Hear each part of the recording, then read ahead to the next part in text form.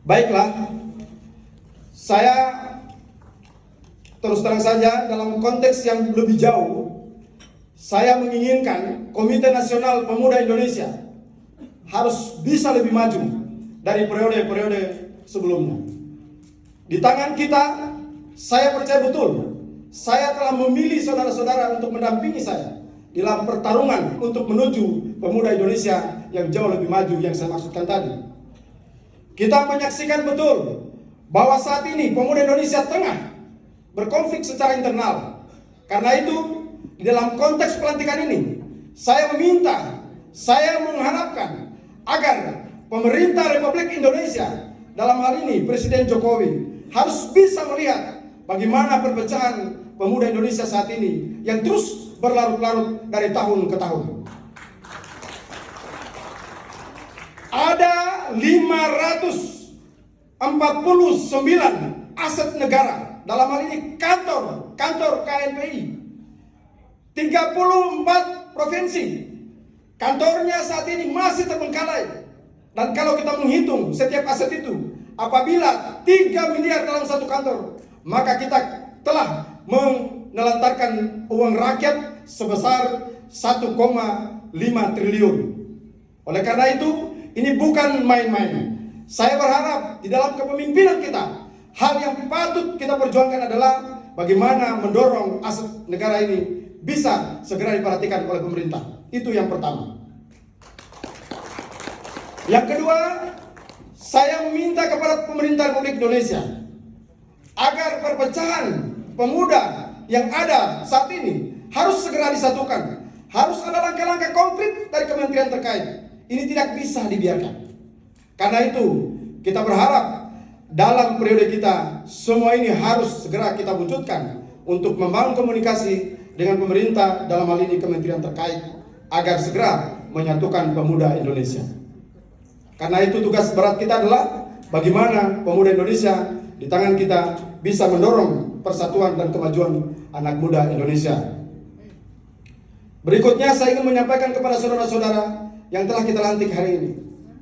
Pemuda Indonesia ke depan kita akan melakukan 2 pendekatan penting. Pertama, pendekatan struktur organisasi. Pendekatan struktur organisasi dari kecamatan, kabupaten sampai provinsi dan sampai DPP pusat harus bergerak seiring sejalan, harus mampu mendorong Indonesia maju dan setara dengan negara-negara maju lainnya. Ini agenda penting kita. Kemudian pemuda Indonesia harus bisa melakukan pendekatan fungsi. Karena apabila KNPI tidak mampu menaruhkan fungsi dan manfaatnya kepada rakyat atau kepada bangsa ini, maka KNPI akan menjadi sia-sia. Karena itu harapan kita, selain kita melakukan pendekatan struktural, juga kita akan melakukan pendekatan fungsi. Saya percaya betul, di tangan saudara Toluk, di tangan bendahara umum, di tangan Sekjen Fauzan, maka pendekatan struktur ini akan cepat dan tepat untuk segera melakukan perbaikan struktur sampai pusat dan daerah. Saya percaya ketua harian kita bukan ketua kaleng-kaleng ya. Karena ketika saya berdampingan dengan saudara Toluk, maka seluruh OKP dan tokoh-tokoh KNPI mereka mengatakan, ini kekuatan baru di dalam kepengurusan KNPI yang akan datang. Begitu pula saudara saya Fauzan. Beliau adalah tokoh penting. Beberapa periode menjadi pengurus DPP KNPI. Juga beliau berasal dari Sumatera sana. Ya, kita percaya betul di tangan beliau seluruh struktur KNPI dan seluruh sistem yang ada di dalam KNPI akan maju dan akan lebih baik dari kepengurusan lain yang kita anggap tidak terlalu penting untuk dibahas. Saya juga memasang bendahara umum kita, tokoh penting Jawa Barat, saudara Pamriani. Beliau seorang entrepreneur sejati, entertain sejati, ganteng, berani, kuat, dan pemilik negeri yang sah. Coba berdiri dulu Kang Pam. Kang Pam ini sebelum saya bergabung untuk memimpin KNPI, beliau bisik saya, jangan terlalu takut pokoknya lawan, rakyat Jawa Barat bersama kami. Makanya saya percaya. Kebetulan beliau ini adalah senior saya di game ini. Jadi kita semua memperkuat rasa nasionalisme kita. Tidak kemudian saya yakin betul ada beberapa OKP yang akan memperkuat barisan kita. Produser tuh. Ya, juga produser kita tuh. Ya, ini Kang Pami produser kita. Jadi ada beberapa pengurus DPP KNP kita. Ada artis-artis, ini ada Tehedo ini dari sinetronnya Banyak, preman pensiun. Ya. Kebetulan memang ada preman-preman yang pensiun. Ada Tenjita, ini juga artis KDI.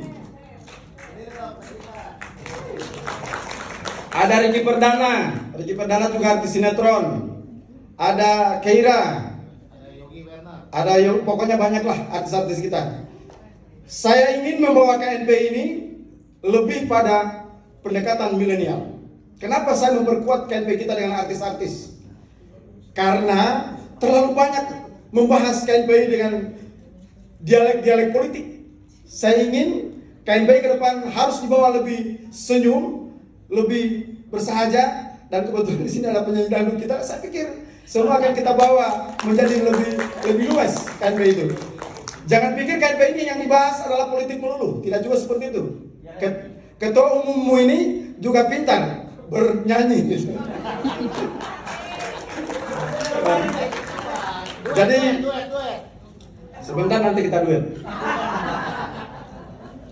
Jadi tidak perlu panjang lebar, karena sebentar kita akan mendengarkan orasi kebangsaan dari Mas Eros. Ini saya masih SMP itu sudah mendengarkan nama Eros Charot. Kemudian saya kuliah, saya betul-betul menokohkan beliau. Makanya saya bilang kalau tidak datang Mas Eros saya tidak lengkap. Kalau tidak ada orasi politik, orasi kebangsaan Mas Eros, saya rasanya kayak ada yang kurang gitu. Kemudian tadi pagi juga saya telepon kakak saya Ibu Wode, tolong Kak ini sejarah awal bagi kita di bangsa ini. Saya pikir semangat, dorongan terus untuk mendorong Indonesia ini memang membutuhkan pemuda-pemuda yang harus semangat. Saya kira ini yang saya dapat sampaikan. Satu kata yang perlu saya titipkan kepada saudara-saudara, bahwa hari ini kita berkumpul di sini. Ada dari Sumatera, ada dari Jawa, ada dari Kalimantan, ada dari Sulawesi, ada dari Maluku, ada dari Irian Jaya. Seluruh provinsi yang ada di Indonesia tergabung di dalam KNP ini. Ada juga beberapa partai politik, yang tergabung di dalam KNP ini.